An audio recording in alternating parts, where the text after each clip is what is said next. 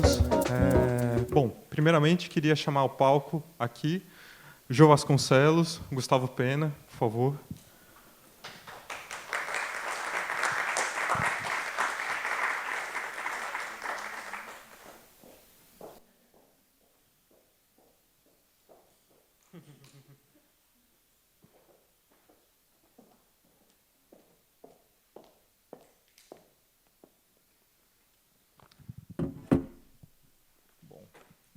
Primeiro eu vou fazer uma breve apresentação dos dois e a gente subverteu um pouco a ideia. Vamos fazer um bate-papo desde o começo entre nós aqui.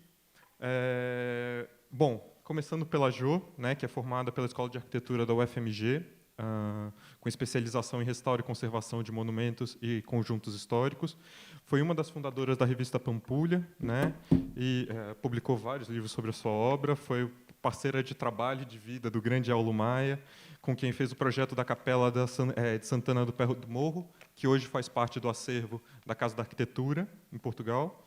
Também é autora do Museu da Cachaça de Salinas, da sede da Orquestra Filarmônica de Minas Gerais, do Espaço de Conhecimento da UFMG na Praça da Liberdade, né, da sede da Rádio Inconfidência da Rede Minas de TV e tantas outras.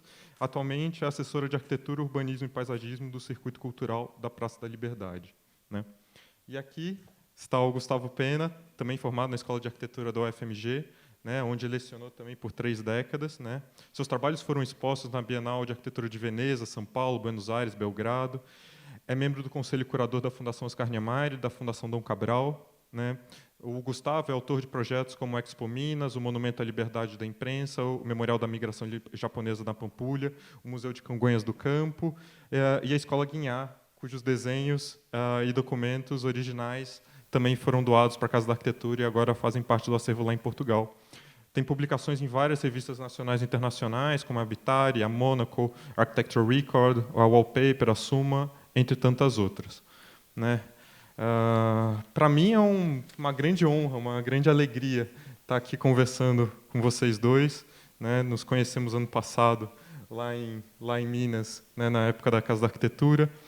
E, para começar, para falar sobre o que aconteceu em Minas Gerais, digamos, a geração de vocês, principalmente na década de 70 e 80, uma das entradas para análise, né, que eu vejo talvez seja a própria revista Pampulha, né, que começa no finalzinho dos anos 70 e prossegue ao longo dos anos 80. Né, que é interessante porque o nome da revista, por um lado, faz logo referência à Pampulha, onde o Niemeyer, como o Dr. Lúcio bem dizia, que se apresentou como um milagre da arquitetura brasileira, então faz referência a um momento áureo da arquitetura moderna brasileira.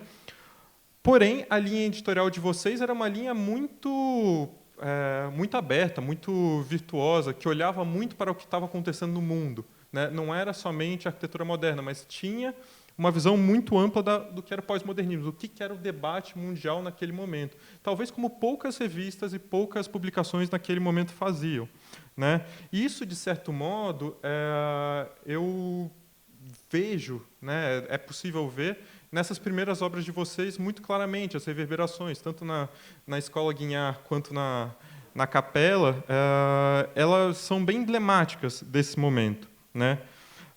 Então, o que eu queria pedir para vocês é que contassem um pouco causos ou histórias, né, sobre como vocês viam aquele momento, né, aquele momento de germen, de nascimento de uma arquitetura brasileira, mas uma versão mineira dessa arquitetura. Por favor. Bom dia a todos. Obrigada pelo convite e pela companhia. Falando sobre a revista Pampulha, na verdade, ela não nasceu Pampulha. Primeiro, ela chamava Vão Livre, né, que era o encarte da revista Informador das Construções, cujo proprietário e editor é o Benito Barreto, que é um escritor, e o Eulo começou a publicar nessa revista um anexo com 2, 3, 4 páginas em papel craft, né, com seus projetos, unicamente com seus projetos. E daí aquilo começou a reverberar e em reunião de arquitetos, porque nós sempre fomos muito amigos, né? a gente não tem rivalidade, não existe, né, confusão nenhuma com relação à nossa profissão e amizade. Não. Hoje de manhã eu já cheguei aqui, apresentei. Eu queria te apresentar Gustavo Pena e Jô Vasconcelos. Nós já fazemos. Hoje eu estou no papel do Gustavo aqui. Não, hoje eu sou o bom era começar assim. Meu prazer, Jô Vasconcelos. Porque Jô serve para homem e para mulher. Então, né, o cara acreditava. Aí falou, agora Gustavo Pena. Aí não, aí é difícil. Então, a nossa história de companheirismo é uma história... E a gente estava conversando exatamente sobre isso, mas eu, sem querer cortar, é que o jeito mais prazeroso de fazer arquitetura não como uma coisa que a gente faz sob tortura, não é? Você pode fazer como sinal de alegria, de esperança, de entusiasmo, que às vezes a gente, todas as vezes que você vê o desenvolvimento de Brasília, da própria Pampulha, essa palavra entusiasmo e alegria, elas são constantes. Sim.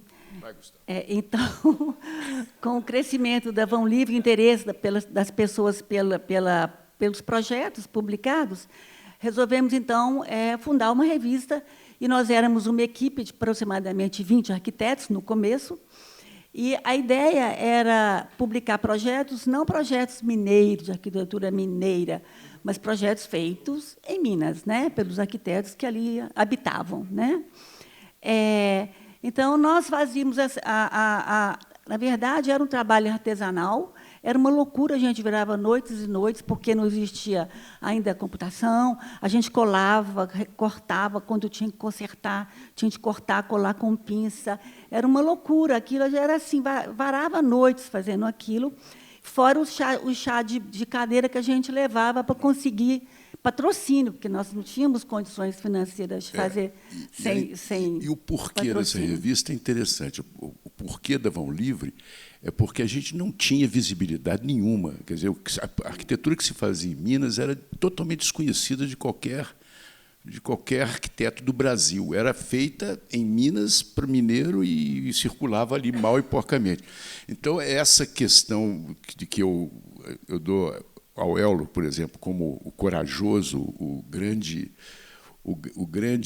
vamos dizer, guerreiro desse início, foi exatamente ele sair. Nós saímos das montanhas, passar por cima da montanha e mostrar a produção mineira que tinha vida inteligente. Havia ali no meio daquelas montanhas alguma vida inteligente. A gente queria, pelo menos, que a gente tenha alguma coisa para discutir com os outros estados brasileiros. Porque, na verdade, a gente só recebia as informações através das revistas estrangeiras, que a gente assinava, com maior dificuldade, que custava caríssimo, e com as revistas brasileiras, que eram poucas, né? Era a revista Módulo, era a revista Acrópole, que foi a primeira, a revista Projeto. Então, nessa reunião, resolvemos editar essa revista com projetos variados, de vários arquitetos. Inclusive, a revista tinha um editorial amplo, porque ela abrangia arquitetura, patrimônio, entrevistas, gastronomia, artes, né? Houve entrevista com Oscar Niemeyer, que nunca foi publicada, porque ele não deixou a gente publicar, ela ficou guardada, está guardada, né? O Veveco fazia a parte de gastronomia, e a gente fazia a seleção de projetos para publicação. A dificuldade é que a gente queria que ela fosse mensal, não conseguimos, por problemas financeiros.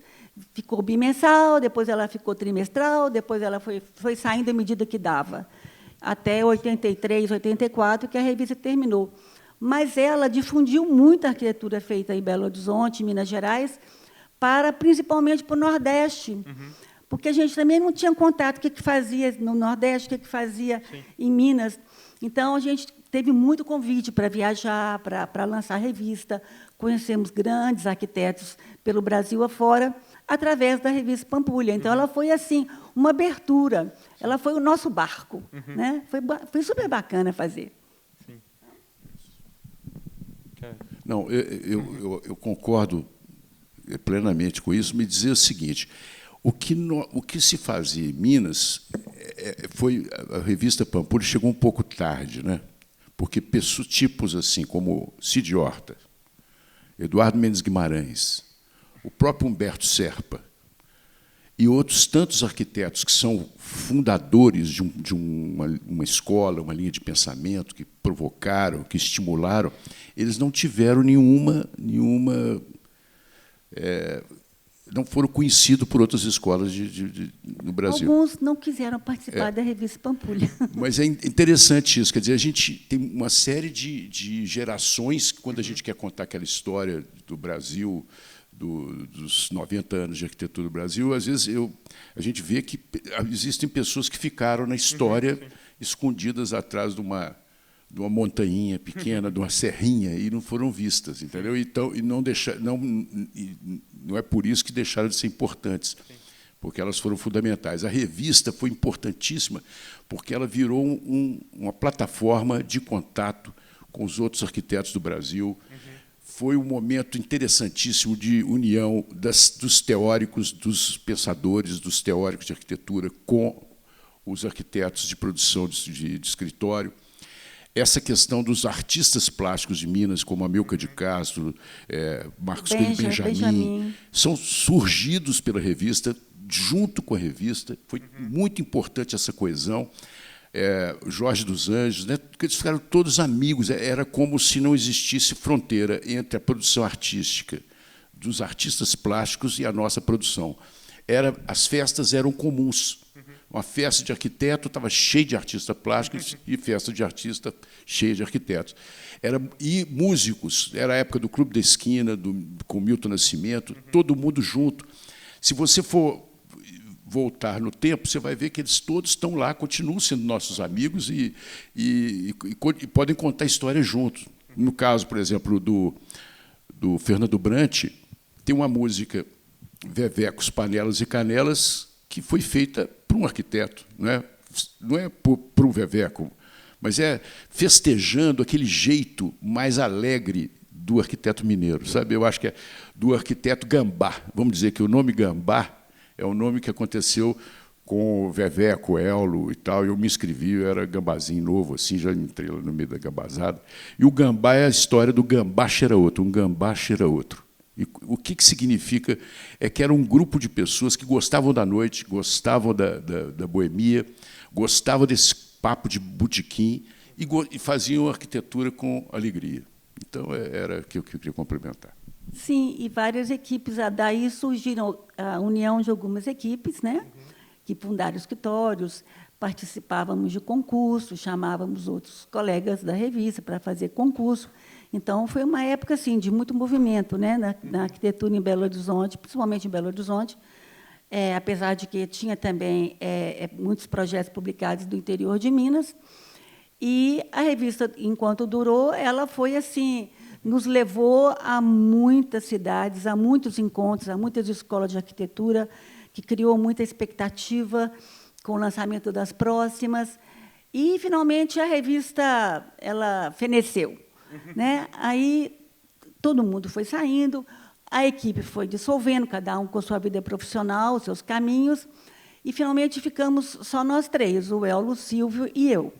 Aí nós continuamos com mais 1 ou 2 números, e depois fizemos o jornalzinho Três Arquitetos, que era só do nosso escritório, que publicou esse jornalzinho durante, sei lá, uns 2 anos, 3 anos.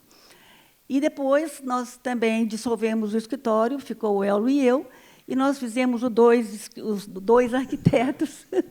E agora, depois que o Ello faleceu, eu não fiz o jornalzinho Um Arquiteto. Não fiz. Bom, até fazendo juntando um pouco todas essas falas, né? Recentemente estava conversando com o Gustavo, mais ou menos 2 meses atrás, né? Ele estava me contando sobre a importância dos espaços, de durante o projeto da arquitetura, da importância de criar espaços, mesmo que seja um projeto particular, enfim, criar espaços públicos, espaços generosos com a cidade, né? Da importância de sempre ter a cidade como um parâmetro para criar ambiências que podem ser a menor possível, mas que é uma ambiência positiva para o pedestre, para o cidadão. E, quando ele estava me contando isso, eu confesso que o primeiro projeto que me veio à mente foi o Rainha da Sucata, né? Principalmente pelo térreo, né? por aquele atravessamento da esquina, né, pelo banheiro público maravilhoso e protagonista do projeto. Pretexto para o banheiro. Um pretexto do banheiro, mas, enfim. E que, recentemente, ele ficou por muitos anos gradeado, né, mais de uma década, e a Jo Vasconcelos restaurou recentemente e reabriu, tirou as grades, né, e, de novo, aquele espaço voltou a ser um espaço para cidadãos, enfim. Eu queria que vocês falassem um pouco dentro, né, dos próprios projetos, um pouco dentro da produção de vocês, mas no processo projetual, né, quais são os parâmetros que pautam a relação com o contexto, né, com a cidade, e aí talvez dando exemplos até nos próprios projetos de vocês sobre isso. Já que a gente passa aí, eu tenho aí, parecem alguns projetos. Mas você quer falar da Rainha da Sucata? Fala você. Então, a Rainha da Sucata, ela realmente foi encomendada pelo governador para ser um banheiro para a Praça da Liberdade, que tinha uma feira de artesanato, que era o próprio industrianato, né, que não era artesanato. Ficou lá 20 anos aquela feira, com mais de 4.000 feirantes. E aí foi feito eles pediram para fazer um banheiro, que o pessoal fazia xixi na rua. Aí pediu para fazer um banheiro. O Eulo falou, não, um banheiro naquele terreno tão nobre, né? Aí propôs fazer o projeto da Rainha da Sucata, que é um projeto polêmico até hoje, que eu falo que o texto definitivo sobre ela foi o Francesco que fez, porque aquele projeto não tem assim meio termo, não se fica em cima do muro como mineiro, ou ama ou odeia. Ele ficou fechado um período muito grande. Depois ele foi secretarias, instituições do governo, e atualmente ele voltou à origem, que é o Centro de Apoio Turístico. E eu consegui, depois de 20 anos, eu consegui tirar a grade. Eu fiquei 20 anos tentando tirar aquela grade. E, finalmente, eu consegui, porque ele era enjaulado, aquele espaço público não era usado. E, quando eu restaurei a Praça Liberdade, em 91, eu tentei tirar, estava tirando já 2 módulos da grade, quando a polícia chegou e me impediu. Eu voltei com os 2 módulos, e agora, recentemente, quando eu fiz em 2007, 2008, eu implantei o Circuito Cultural da Praça Liberdade, né, no governo daquela época, eu consegui convencer de tirar. E, até hoje, a Codemig, que é a proprietária do prédio, ela quer me matar porque eu tirei a grade. Aí eu dei um jeito na grade, ela sumiu forever. Eles queriam repor, eu dei um sumiço geral nela. Essa coisa de grade é muito interessante, porque quando a gente não gosta de grade, né? Ninguém gosta de grade. A grade não agrada, né? Horrível. Eu também acordei às 5 horas da manhã. Né? Bom, mas era o seguinte: grade, a gente não gosta de grade. Então, eu tenho os projetos que estão passando aí. Por exemplo, a Escola Guinhar não tem grade. Está aí há, sei lá, 30 anos sem grade. Eu fiz a TV Bandeirantes, também não tem grade. A Academia Mineira de Letras, também não tem grade. Então, é engraçado que, de alguma maneira, a gente mostra... Eu não sei se a gente passou aquele período das cidades coloniais, com aquelas grades, né, de ferro fundido. Mas as coloniais não têm grade, elas são rente à rua, elas são completamente... ali, né? Não são grades, doando para a população. São grades divertidas, né? São grades agradáveis. São balaustradas, né? São balaustradas. Então, eu acho que o que acontece é interessante essa coisa de opressão das montanhas. Será que a gente tem vontade de ficar integrado, não ter tanto medo da rua, da cidade, e fazer com que as coisas ocorram? Quer dizer, os espaços internos e externos terem o mesmo valor, vamos dizer, ou não ter uma ruptura tão formal assim entre uma coisa que é o espaço construído e o espaço não construído, mas que envolve o espaço positivo e negativo. Eu acho muito interessante essa ideia. Eu acho que nós perseguimos sempre isso, de fazer espaços para convívio. Convivência é a cidade generosa. Cidade generosa é uma ideia que a gente discutiu, né, de fazer, ao invés de cidade gentil, onde se faz gentilezas com a cidade, e as gentilezas são rápidas, né, como você fala, fazer uma senhora mais velha, dar cadeira para ela, uma grávida, essas gentilezas urbanas que fazem a gente ser simpático e cosmopolita, não é? Essas gentilezas, quem faz a gentileza e quem recebe fica feliz rapidamente, de uma forma efêmera. Então, a proposta que a gente tem sempre pensando é de fazer uma coisa mais do que gentileza, uma coisa generosa, porque a generosidade exige compromisso, exige o dia seguinte e a permanência disso. E na arquitetura as coisas são muito claras, né? Se você faz em arquitetura uma generosidade, ela perdura tridimensionalmente por muito tempo. Eu acho que é uma maneira extremamente efetiva de você deixar gravado uma atitude de projeto, é você fazer um edifício generoso, que não tem esse sentido de exclusividade. Ele não pensa na exclusividade. E a ideia do Rainha da Sucata, por exemplo, ela começa ao contrário. O banheiro é pouco, não é? Eu falei, mas vem cá, um banheiro? Não é? E aí fez aquele anfiteatro aberto diretamente à praça, quer dizer, é um convite, né, para o uso. E na hora que você cerceia isso, você está condenando aquele prédio, porque ele ficou deteriorado, porque não tinha uso. A própria Praça da Liberdade, que você fez o trabalho de restauração, ela era toda cheia de entulho autoritário. Você libertou a praça inteira. Até está passando por um outro projeto agora, que nem é meu, quem está fazendo é outro arquiteto. Eu fiquei um pouco triste, porque cortaram 63 árvores, e eu sou super amiga das árvores. Eu até entendi mais ou menos por que isso aconteceu, mas eu fiquei assim, bem horrorizada. Mas, na verdade, a praça a Rainha da Sucata é uma continuidade da praça, né? E eu consegui tirar também os muros entre as secretarias, porque tudo era fechado. Paulo Mendes fez o projeto do Centro Cultural Memorial Minas Gerais, não, do Museu das Minas do Metal, que é um anexo atrás. Ele fez o projeto, né, todo, e ainda era cerceado nas laterais. Então, eu tirei todos os muros. Foi uma dificuldade. Derrubar os muros é difícil em todos os sentidos. Literalmente, é difícil derrubar, e psicologicamente, porque as pessoas acham que cercando e murando vai ter segurança. Então, quando eu abri, eu lembro que o Paulo chegou e falou, virou uma cidadela isso aqui. Era tudo cercado. Então, essa conquista, eu até tenho orgulho. Eu gosto de trabalhar para a cidade, eu gosto de trabalho institucional, porque você oferece espaço bacana para as pessoas, né? Você, por exemplo, lá agora na orquestra, eu criei atalhos para as pessoas atravessarem.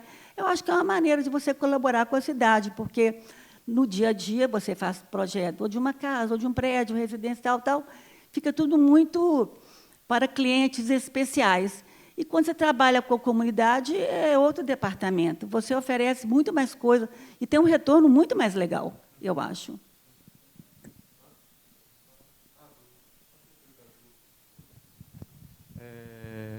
Depois passa, você vai... Não, é porque nós estamos no bate-papo. Eu não sei, eu gostaria até de perguntar para vocês estão gostando desse papo? Porque, às vezes, é um negócio de... Aquele papo de... Parece que só interessa a eles. Então, fica aquela conversa nostálgica. Você lembra aquele dia? Eu falo, lembro não. Lembra? Entendeu? Eu lembro de quase tudo, viu, Gustavo? Né? Eu também. Você fala, duro esquecer, né? Não lembrar... Né? Tem coisa que eu não esqueço mesmo. Mas eu acho que a revista Pampulha foi um nome incrível. A revista é uma revista muito bem editada, muito bem diagramada. Não, ela era pobrezinha, mal encadernada, né? Soltava as folhas. Quando caía no chão, essas folhas saíam para tudo quanto é lado. Ela não podia golpe de ar, ela não tinha capacidade de resistência a golpe de ar. A gente ia lançar com ela quente ainda, porque a gente tirava da gráfica e ela estava ainda quente, descolando. Porque era tudo feito muito... Né? Às vezes, na última hora, conseguimos o dinheiro para mandar para a gráfica. Era uma aventura maravilhosa, foi uma aventura super boa. As contas frias e a revista quente. Né? Bom, para também a passar um pouco para a obra, e eu queria tentar pontuar que vocês também pontuassem um pouco o desenvolvimento da obra depois desse período de germinação, né? Que, de certo modo, até a Escola Guinhar e a Capela de Santana, do Pé do Morro, eles têm algumas proximidades até, digamos, estruturais, né? Que eu poderia dizer na estrutura aparente, metálica, enfim, né? Mas na diferenciação muito clara entre o que é a estrutura primária, os fechamentos, que aí podem ser vidros ou opacos, enfim. E depois, cada obra começou a ganhar caminhos muito particulares, muito singulares, né? O Gustavo foi, digamos, apurando, ao meu ver, óbvio, né? Apurando um pouco a expressão da matéria, as formas, né? Indo para um caminho da síntese, e a Jo com a expressão da cor e do material, né? Mantendo-se e fortalecendo-se, né? Ao longo da obra. Então, eu queria que vocês falassem um pouco, né? Sobre, a partir desse momento inicial, né? Como a obra de vocês viram que o que ele manteve da origem e o que foi se diferenciando e ganhando outros caminhos, outros diálogos, por assim dizer. Bom, você? É você. Bom, eu vou começar da Capela de Ouro Branco, porque eu me formei em 71, me casei com ela em 72, eu era bailarina do corpo de baile do Teatro Palácio das Artes e fazia arquitetura. E eu fiz, então, nessa época, o curso de restauração, que era um curso de pós-graduação, especialização, que era promovido pelo Ministério da Cultura e pela Unesco, e eu estava no auge do amor pela arquitetura barroca, colonial, pela vernacular, e o Hélio trabalhava, nessa ocasião, nas Rominas, como empregado. E ele fazia os projetos, e levava os projetos para o escritório, porque ele não conseguia fazer todos. Então, esse da capela eu fiz questão muito de trabalhar, porque eu estava assim, recém-informada de toda essa parte da restauração, que é uma área que eu gosto muito também, já trabalhei muito em cima dela. Então, a gente discutiu, porque a Usiminas ia fabricar perfis, né? E aquela ruína, que era uma ruína do século XVIII, nós restauramos a fazenda, que é uma fazenda do século XVIII, com uma parte do século XIX, e a ruína foi solicitado que fizesse uma capela colonial, aproveitando aquela ruína. Então, se definiu ali que ia ser feito uma capa, um envoltório, protegendo a ruína, com a estrutura metálica, que seria o material que aquela empresa iria fabricar. Foi difícil de convencer ao pessoal da empresa, mas, finalmente, olha, me desculpem, porque eu entreguei todo o material para vocês. Então, eu fotografei do livro, mas eu fiquei feliz porque tem muito pixel. Tem muito pixel, e pixel vai ser a moeda do futuro. Tem uma startup na Austrália que está saindo agora, que daqui a 30, 20 anos, eu acho que eu não estarei aqui para ver, não vai haver moeda. Não vai ter dólar, euro, peso, real, vai ter pixel. Quanto mais pixel você tiver, mais rico você será. Então, eu estou riquíssima aqui, com essas fotografias aqui. Então, nós fizemos o projeto, que é uma ruína, uma antiga ruína, deixamos exatamente como era, envolvemos com a estrutura metálica de aço cortem, pode ir passando, e está voltando, que estranho. Nossa, pulou um tanto, mas tudo bem. Nossa, pulou um tanto. Tudo bem. E fizemos a restauração da fazenda. E daí, Francesco, eu comecei a trabalhar com ele, não em todos os projetos. Em alguns projetos, quando era concurso, quando os projetos eram maiores, e nós trabalhamos durante 30 anos, né? Então, assim, cada projeto, para nós, é um novo projeto. A gente parte do zero. É como se não soubéssemos nada. É claro que a gente tem influências do passado, influências de colegas, influências de outros arquitetos, mas a gente faz ali uma digestão, né, de tudo, e começamos tudo de novo. Então, essa preocupação que a gente tem de fazer um projeto com a situação do terreno, com a marcação das esquinas, um prédio de esquina diferente de um prédio de meio de quarteirão. E é bacana, porque a arquitetura que a gente fez, principalmente em Belo Horizonte, ela ficou marcada por apelido, o que significa que as pessoas têm uma curtição com aquilo. Né? A Rainha da Sucata é um apelido que o pessoal da escola próxima deu, que foi feito naquela época de uma novela. Depois, a gente tem aquele prédio redondo da Avenida dos Andradas, que é o Off Center, que um dia eu peguei um táxi, falei que eu queria ir no edifício ali, na Andradas, com contorno, e falei, a senhora vai no Marmitão?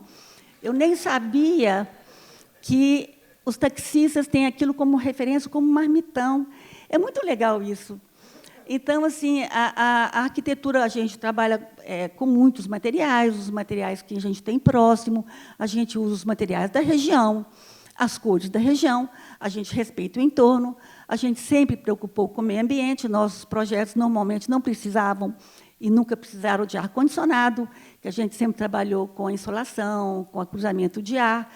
Então, essa é uma preocupação que a gente já tinha, porque a gente achava que prédio inteligente não é o prédio que tem um elevador que você aperta e que ele fala para você, primeiro andar, né? Não é isso, não é a máquina. O prédio inteligente, o projeto inteligente, ele começa da base, é o próprio projeto. Então, a gente sempre trabalhou assim. Que o cara não teve dinheiro para fazer o prédio inteligente, então o prédio ficou meio inteligente. Quer dizer, ele também é meio burro. Pode também, acontecer, né? também. A outra Mas metade pode acontecer é burrice. da gente fazer também, às vezes, o meio burro. Diga lá, Gustavo, você. Bom, o que eu queria mostrar era essa ideia da Escola Guinhar, porque a Escola Guinhar tem uma história muito interessante, a Escola Guinhar, porque começou, eu fui trabalhar em Contagem, que era uma região de os escritórios sem serviço, né? Então a gente tinha que arrumar um serviço e fui trabalhar em Contagem como arquiteta da prefeitura. E havia nessa época, havia um projeto do Amilcar de Castro de fazer uma escola de artes e ofícios, que era uma coisa sensacional a escola, porque ele detestava a academia. E ele dizia o seguinte, se não fez, não está feito, as teorias são tolas. Se fez, já está feito, as teorias são mais tolas. Não é? Ele não queria fazer uma escola em que houvesse esse primado do teórico sobre a experiência própria. Ele queria uma escola do fazer coletivo. O fazer coletivo era a coisa mais importante. Não é o sujeito aprender o que o outro está fazendo, mas é olhar o entusiasmo que existe em alguém que faz e estar nesse momento inebriado por esse sentimento coletivo. Então, a ideia da escola não era uma ideia da escola da capilaridade, era a ideia da escola da superposição dos fluxos dos interesses. Isso que era mais lindo da escola. Então, a proposta da Escola de Artes e Ofícios de Contagem foi exatamente fazer uma escola participativa, em que a aula teórica era junto com a prática. Você tinha uma aula teórica sendo dada, atravessava um corredor e praticava numa oficina. Era o sistema. E todo mundo convivia. Todos os anos, todos os níveis de aprendizado conviviam no mesmo espaço. Não havia essa fragmentação, essa estratificação, essa departamentalização do ensino. Bom, a Escola de Artes e Ofícios de Contagem não saiu. Quase saiu, mas não saiu. E quem trabalhou nessa escola foram a Amilcar como líder, o Marcos Coelho Benjamin, Fernando Lucchesi, Ângelo Marzano. Havia a Bel Silk e o Humberto Carlos Herculano, que fazia parte de pincéis e tintas. Era um negócio muito interessante a proposta. Não foi feito, mas quando a Escola Guinhar quis fazer, eu levei a proposta que tinha feito para a Escola de Artes e Ofícios de Contagem para o projeto da Escola Guinhar. A Escola Guinhar tinha um terreno alto da Afonso Pena, bem no alto, e o Guinhar pintava montanhas, né? E a Escola Guinhar estava no porão do Palácio das Artes. Então, a proposta era sair do porão e ir para o alto da montanha, exatamente no cenário. E o corpo de baile, que eu fazia parte, ficava em cima da Escola Guinhar. Pois é. porão era Guinhar. O porão era um porão cheio de picumã, daquelas coisas que ficam, sabe? Porque a poeira da Avenida Afonso Pena, ela é lançada por debaixo do porão. O porão de conviver com pó de asfalto e de borracha. Então, a proposta de se mudar para o alto era recuperar o horizonte guinhardiano, não é? Era a ideia da escola, que é isso aí, quer dizer, é um trem de ferro. É um trem de ferro de Minas Gerais. O mineiro adora trem, e é um trem enfiado na montanha, uma escola de aço, que nasce numa montanha de ferro, uma escola sujona, que é um espaço de experimentação, não é um espaço de asepsia, tinta no chão, tudo com o mesmo material de revestimento e acabamento, e a estrutura metálica, que é o que a Jo falou, que vem do Amilcar e vem do nosso atavismo. Nós pisamos no chão de ferro, e esse ferro sai de Minas para ser processado longe, em outros países até, e não fica o valor agregado. O que nós queríamos era exatamente, já que existe um compromisso, que pelo menos a gente conhecesse de estrutura metálica a potencialidade dela. Nós somos uma escola arquitetônica no Brasil do concreto, nós teríamos um espaço em aço para que a gente pudesse praticar e mostrar que o aço também tem plasticidade e tem a potencialidade expressiva do aço. E aí eu acho que a gente fez a escola Guinhar. É uma escola que tem esse gramadão, né? Aí está tudo em contagem. Isso aí é uma brincadeira também, que eu gosto de pensar. Era um posto de gasolina e uma plantação de mamona e a igreja de São Gonçalo, histórica da cidade. Eu falei, gente, como é que pode no pé da igreja estar essa porcariada? Então, eu fui insistir até que eu consegui desapropriar-se aquilo e fazer um espaço popular. Está lá a igreja, esse é o Lenine, e olha o povão. Quer dizer, onde não havia ninguém e não havia nenhum sentido para as pessoas, o espaço popular é o resgate. Não tem grade também. Esse também não tem grade. Não é? E essa é a escola Guinhar, que também não tem grade. E é onde o pessoal brinca. E eu gosto dessa ideia da liberdade. Está vendo esse grande gramado aí? É igual a tela em branco do pintor. Quer dizer, ele quer...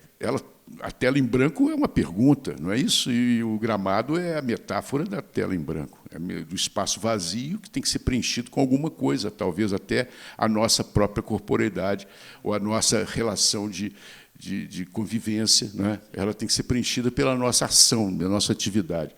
Eu acho isso lindo, quando o edifício promove o encontro, ele mostra que ele é uma ferramenta de convivência, que ele é uma ferramenta de troca. Ele é o outro, né? É a inclusão do outro no espaço arquitetônico. No espaço arquitetônico não é meu, não sou eu. Se ele não tiver o outro, ele não é arquitetura. E aí estou eu. Não, sou eu, não. O meu é azul. Pronto. Mais uma pergunta que eu quero, até foi bom ter mostrado agora o caso da igreja, que ambos, em diferentes momentos e até com atuações diferentes, a Jo dentro do serviço público, o Gustavo, talvez o exemplo que logo me vem à cabeça é o Museu de Congonhas do Campo, né? Tem que lidar com patrimônio, que no caso de vocês, às vezes, lidar com patrimônio que é da pesada, não é qualquer patrimônio, tem algo do lado que é muito importante, que tem que intervir, que tem que dialogar, né? Então, eu queria que vocês contassem, talvez, um pouco dos projetos que vocês lidaram com essa questão, né, do patrimônio da cidade. Bom, o primeiro caso de patrimônio foi a capela, mas ela não tinha tombamento, né? A gente que tombou, né, pediu para tombar. Inclusive, a gente pediu o tombamento da Serra de Ouro Branco também, porque ela não era tombada. E, graças a isso, não se construiu nada lá. Depois eu vim trabalhar em outros projetos de restauração de outras fazendas do século XVIII, do século XIX, e, finalmente, na Praça da Liberdade, eu implantei o Circuito Cultural, que é um espaço que foi inaugurado em 1897, com a fundação da cidade. Ele ainda não tinha, a praça ainda não tinha... era uma terra batida, né? Em 1920, ela foi... Depois eles fizeram uma obra. Em 1920, ela foi inaugurada com a visita do rei da Bélgica em Belo Horizonte, que a gente tinha grande intercâmbio comercial com a Bélgica por causa dos metais, né, do aço. E essa praça foi descaracterizada e ela está cheia de prédios neoclássicos, ecléticos, que foram feitos na época da capital, né, da mudança da capital. Então, eu tive que lidar com isso, porque nós tínhamos que adaptar os prédios para novos usos, que são instituições culturais. Aí levamos vários arquitetos, levamos o Paulo Mendes da Rocha para fazer na antiga Secretaria de Educação, eu que aprovei tudo, e eu que aprovei, inclusive, os terrenos, porque aquilo não era aprovado, nada. Eu podia falar, esse Palácio da Liberdade é meu, porque ele não tinha um dono. Então, eu tive que regularizar todo o processo da praça, como terrenos, fazer o levantamento, aprovar, e o Paulo Mendes e o Pedro fizeram o Museu das Minas do Metal, o outro museu foi um concurso, eu fiz o prédio da reforma para fazer o planetário, enfim, tudo isso com muita dificuldade, porque o patrimônio, no caso estadual e municipal, é muito radical. Normalmente, eu não sei como que funciona aqui, mas em Belo Horizonte é muito difícil, é uma briga, porque a maioria é cabeça um pouco assim muito fechada, não deixa fazer grandes intervenções, mesmo que as intervenções sejam incríveis. O Paulo Mendes, mesmo para aprovar aquele projeto, houve uma rebelião, houve um abraço no prédio, não queriam deixar, mas o Paulo ganhou aquilo assim fácil com a conversa dele, né? Depois nós fomos para eu fiz alguns projetos críticos também, uma está até por aí. Bom, isso aqui é para a Liberdade, esse projeto é meu, que é o Espaço do Conhecimento, que é um planetário e um terraço astronômico e uma área de exposições. É um prédio que conversa com a cidade, ele acende cor-de-rosa, acende azul em novembro, e também foi uma maior dificuldade para aprovar esse projeto. E depois eu fiz, agora mais recente, 2 projetos mais polêmicos. Um deles está aqui, o outro não posso mostrar ainda, já te falei isso, né? Uma da capelinha que sumiu, que ela foi abduzida lá em Mariana, e a comunidade ficou sem a capela. Eu tive que fazer um projeto quase reconstruído, porque eles não aceitaram outro tipo de projeto. Eu falei, não consigo trazer a capela de volta, mas eu consigo trazer a alma. Aí eu levei a alminha para eles, eles ficaram felizes, mas a obra não foi pronta. E fiz agora, recente, um projeto que ainda não posso mostrar, que é Pós-Tragédia Lama de Mariana. Esse é um projeto bastante complexo. Talvez daqui a alguns anos eu possa mostrar. Eu tenho um contrato de sigilo total, então não posso. Então, assim, eu sempre estou lidando com essas histórias, mas eu gosto. São desafios que eu gosto muito. A minha experiência com o patrimônio histórico é interessante também, porque é o seguinte: quando eu saí do CPOR, o primeiro ano da Escola de Arquitetura foi CPOR. Segundo ano, eu já procurei um estágio no patrimônio histórico. E havia um recrutamento... Corajoso. Havia um recrutamento no patrimônio histórico, e era a Graciema Melo Franco de Andrade, mulher do Rodrigo Melo Franco, que estava fazendo esse recrutamento. Ela escolhia jovens, porque ela é mineira, né? O Rodrigo Melo Franco também mineiro, e ela estava escolhendo. E eu fiz o teste com ela, falei por que eu gostaria, e ela me selecionou. Aí lá fui eu, pela mão de Graciema Melo Franco. Graciema Melo Franco é uma das mulheres mais interessantes. Ela tinha um negócio no dedo, tomava um Graciema. Quando você chegar em Ouro Preto, vocês pedem um Graciema, vocês vão tomar Odete. Odete é Old Eight, é aquele uísque. Old Eight, nacional, puro, sem gelo. Aí você pega um Odete. E ela fumava, tinha uma voz assim. Uma mulher espetacular. Fui fazer estágio no Rio, lá no museu, no Ministério da Educação e Cultura, né? Prédio do lindo Oscar Niemeyer, Le Corbusier, lindo. E ali no andar, que era a época do Renato Soeiro, e no andar, tudo divisória baixa de vidro jateado. O coordenador do meu setor, do meu estágio, era Lúcio Costa, ficava sentado assim, Lúcio Costa, assim, eu vi o Lúcio Costa, não tinha parede divisória, e ele, às vezes, me chamava, eu ia lá mostrar uma coisinha, tremendo de medo, e até que um dia ele me chamou pelo nome, falou, Gustavo, eu fui aquele bigodezinho e me deu com o pancinê, né? E mostrou a fazenda do Rio São João para mim e falou assim, olha, esta fazenda é uma maravilha. E mostrou a fazenda toda a divisão pavilionar, o jeito de colocar um engenho lá dentro, a capela que atendia a cidade e, ao mesmo tempo, atendia o morador de dentro. Era uma coisa incrível. E é uma fazenda impressionante. Cabia um exército naquela casa. Era um negócio impressionante. Ele me mostrou e falou assim, você leva isso para o Ivo Porto Menezes, em Belo Horizonte. O Ivo Porto foi Menezes, nosso professor, né? Eu coloquei aquele debaixo do braço, eu juro que eu não queria entregar logo, não. Eu queria ter aquela sensação de uma missão dada por Deus, entendeu? Ficar um pouquinho perto de mim, assim. Bom, aí acabei entregando e fiquei com essa... E a minha história está aí. Restaurei o chafariz de Água Férreas em Ouro Preto, fiz a Fazenda Velha em Sete Lagoas, trabalhei com o Alfredo Viana de Lima no inventário de Ouro Preto para Patrimônio Cultural da Humanidade, e aí fiz várias pequenas ações tópicas de cidade, concerto, de coisas nós fizemos. Bom, aí passa o tempo e a vida seguiu. Hoje eu estou fazendo patrimônio histórico, brigando com os que foram meus parceiros lá, né? Você sabe como é que é a joia. O cara acha que ele sabe mais que você, por definição. Minha missão é essa, então você é burro e eu sou inteligente. Aí não tem jeito, não tem troca. É um perigo isso, porque não tem troca. Então você tem que conceituar muito bem, fazer uma coisa muito bem feita para que eles aceitem. Mas eu consegui passar com o Museu de Santana, em Tiradentes, que é uma gracinha. O museu é baixíssimo impacto, ele praticamente não existe. A cadeia é um dos prédios mais emblemáticos que tem em Tiradentes, que está numa esquina, onde tudo passa por ali, Rua Direita, com o Largo do Rosário. E fizemos um trabalho bonito lá, furando a pedra. Eu acho que não está aí, não. É porque não está passando...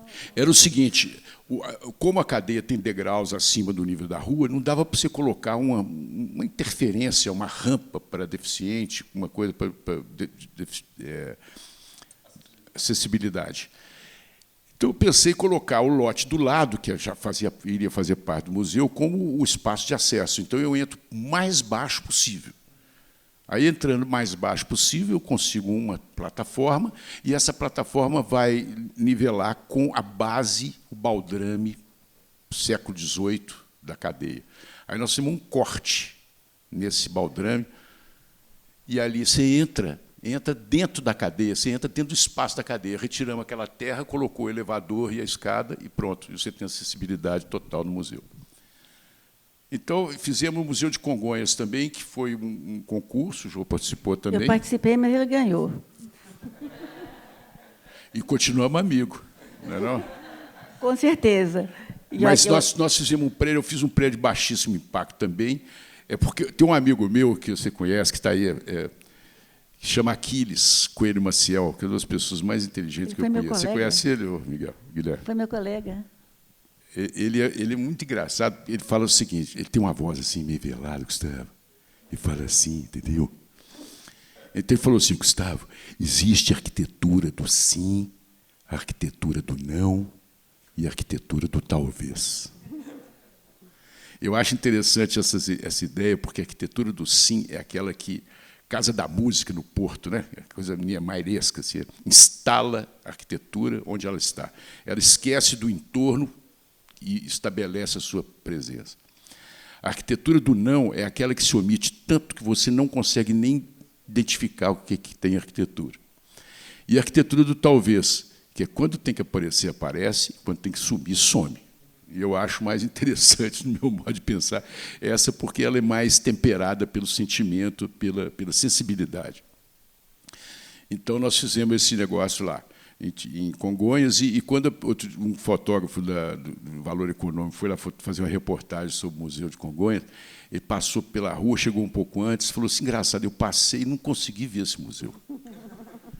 Eu fiquei tão feliz com aquilo, porque o museu é grande, a presença dele é absolutamente, mas ele não viu que era uma coisa que estava vibrando de uma forma desarmônica, né, e eu acho que que quando você está do lado do Aleijadinho, o maior artista das Américas, nos seus 12 profetas, sua obra máxima, com os Passos da Paixão, que são os exemplos mais magníficos de obra esculpida em cedro, com policromia do Manuel da Costa Taide. Não é? Você tem uma coisa belíssima. E as 12 peças de pedra-sabão, eu acho que a gente tem que ficar, né, mais quietinho, e eu acho que isso é um momento de reverenciar esse talento. O Germain Bazin dizia isso. Se você for do Alasca até o sul do Chile, você não vai encontrar nenhum artista com a potência de Aleijadinho. Ninguém que tem uma produção tão grande e tão expressiva e tão original.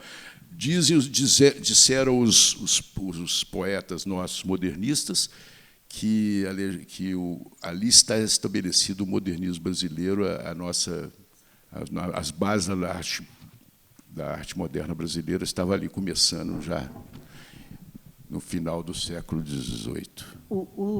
Realmente, o museu foi super importante.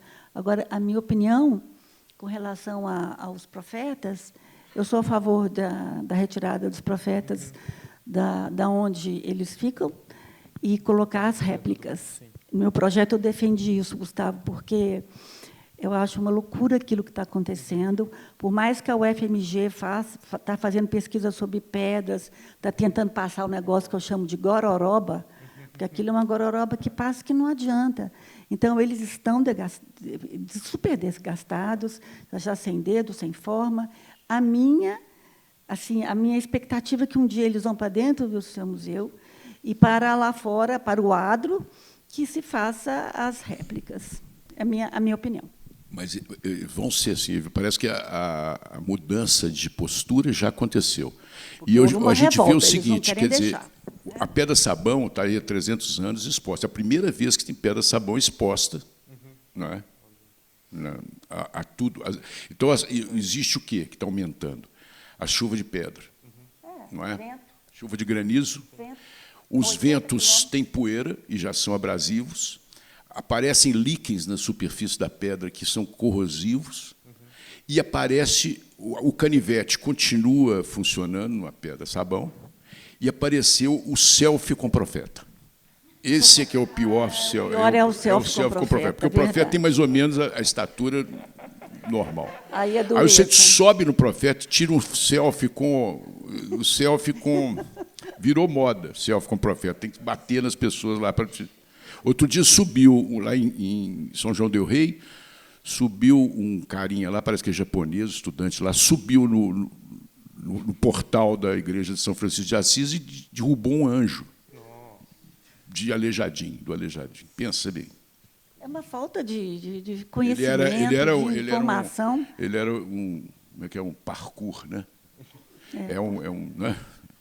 Parkourzeiro. O parkour no Aleijadinho. Parkour dos outros, né? Pode fazer, né? O nosso, não. Bom, vou fazer aqui a última pergunta, já estamos concluindo aqui, mas, no fundo, eu quero pegar... eu quero fazer da última pergunta o que a gente estava conversando antes de começarmos, né? Eu queria pedir uma definição de vocês, né, de arquitetura, mas pensando no que a gente tinha conversado antes já vocês, obviamente, levam a arquitetura muito a sério, mas não perdem o bom humor e isso fica também explícito, de certo modo, no projeto de vocês. Então, eu queria que vocês falassem fizessem uma definição de arquitetura a partir do que vocês produzem. Não, na verdade, a gente leva a sério demais a arquitetura, né? Há 40 e tantos anos que a gente está aí ralando, né?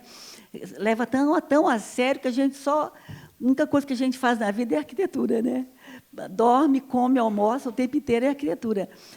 Mas ela necessariamente não precisa de ser uma coisa sisuda, fechada, baixo astral, que te traga energia negativa. A minha ideia sempre é trazer uma conversa. Eu sempre quis que ela conversasse com a população, por isso que eu faço tudo sem grade. A orquestra é sem grade, eles quiseram gradear agora. Eu fiz um movimento louco e falei que eu ficava abraçando sozinha tudo para ninguém pôr grade nenhuma. Eu faço arquitetura sem grade, eu faço tudo aberto. Eu penso sempre nas pessoas que estão dentro e as pessoas que estão fora, isto é, que vão curtir a arquitetura. Você passa e se interessa, você olha, você para, você tem surpresa. Eu acho que a arquitetura você tem que dar a descoberta para as pessoas. Cada virada é uma surpresa, né? E trabalhamos muito com essa coisa dos materiais, dos envoltórios, dos materiais, das cores. As cores que a gente trabalha são as cores, sempre foi as cores influenciadas pelo barroco, pelo ataíde. A gente tem isso, é atávico, não tem jeito do mineiro sair disso. A estrutura metálica é também. A Milka de Castro foi a primeira pessoa a falar para a gente, mas como que vocês moram num estado que tira o aço da montanha e não utilizam nem como revestimento? Aí nós começamos a usar, a primeira vez que foi usado o elo, os concilhos usaram na Rainha da Sucata como revestimento. Então, assim, a arquitetura pode ser uma coisa assim, leve, suave, e que você faça sentir o melhor possível lá dentro e lá fora, e seja generoso com a cidade, na medida que não é essa generosidade que você tinha falado, né, da gentileza urbana, não é só isso, né? É isso para mim. E é uma alegria projetar. Cada projeto é um novo projeto, cada filho é um novo filho. E eu tomo conta. Eu fico ali tomando conta e sou ranzinza. Uma senhora ranzinza, uma mãe bastante exigente. Bom, eu acho que essa questão do humor é que o humor é uma das dimensões da inteligência e da sensibilidade. Eu acho que a falta de humor é o contrário, né? Eu acho que você não pode suprimir essa dimensão. Eu não sei, eu fico imaginando como é que você contrataria um arquiteto para fazer alguma coisa da sua vida que fosse um mal-humorado, pessimista, puto da vida. Eu não sei, eu acho que você tem que imaginar alguém que tenha uma vontade de criar. E criar é uma coisa extremamente feliz, é uma das dimensões assim da liberdade. Criar é liberdade. O nome criação é a capacidade de se libertar. E eu acho que é importante nós sermos felizes e trazer construções de, pelo menos, que o homem pode ser feliz. Para fazer tristeza tem muita gente, não precisa ser mais uma, não, né? Já fazer coisa desagradável, coisas que você tem vergonha, não é, que você não quer nem ver, você quer ter visões de prazer estético, prazer visual, prazer ver que a coisa é bem engendrada, né? Então, eu acho que nós fizemos um trabalho, que a nossa vida juntos, trabalhamos, ganhamos concursos juntos, fizemos trabalho de... Nós ganhamos uma Bienal com um projeto junto, extremamente bem-humorado, que era o projeto Sensações na Serra do Cipó. Eram aquilo várias, foi uma viagem de uma viagem. ácido. O que aquilo, nós trouxemos gente da Espanha para trabalhar com a gente, que eles adoraram, nunca mais se esquece daquilo. A gente nunca mais esquece dos momentos que nós vivemos naquela brincadeira, que foram... Quantas casas, Jô? 10 casas. 10 casas. Foram 10 casas que conversavam umas com as outras, formando um polo, como se fosse um hotel de casas, de apartamentos diferentes. E super diferentes. Super. Cada uma, tudo que tivesse dentro, você podia levar, comprar e levar, né? Exatamente. Era assim, tudo. Era uma diversão. Podia até levar a casa. E o projeto chama Sensações, e ele era descrito com sabor, não é? Com sabor. Eu acho que é mais importante que eu acredito da gente trabalhar. Quando você acorda numa segunda-feira para começar a sua jornada, você tem que ter uma coisa muito boa para te animar, porque se você for para repetir a mesma coisa que você fez na semana passada, é horrível. Eu acho também. A gente cada dia faz uma coisa. Eu acho que, em vez de você falar bonjour, tristesse, você fala bonjour, alegria. Muitíssimo obrigado aos dois. Obrigado a todos por virem. Valeu, tchau, tchau.